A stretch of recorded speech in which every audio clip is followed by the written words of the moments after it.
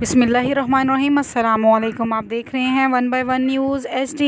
अफसोसनाक खबर शामिल करते हैं। जड़ावाला रोड बूचे की मोड़ कोंडा के करीब बस उल्ट गई। यह हादसा ओवर स्पीड होने की वजह से पेश आया।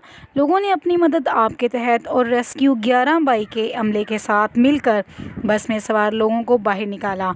बस में काफ़ी मिकदार में लोग सवार थे। ज़ख्मियों को तिब्बी इमदाद के लिए नज़दीकी अस्पताल में मुंतकिल कर दिया।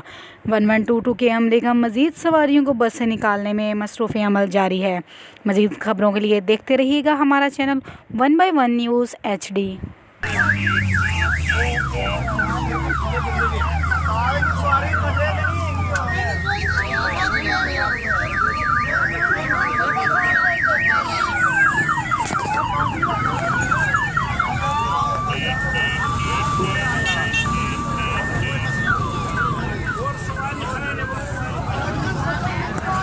शबान तू विच है? मैं भी विच ही और कौन विच है? और तो कोई कल्ला ही, मैं यार दवाई लेने गया।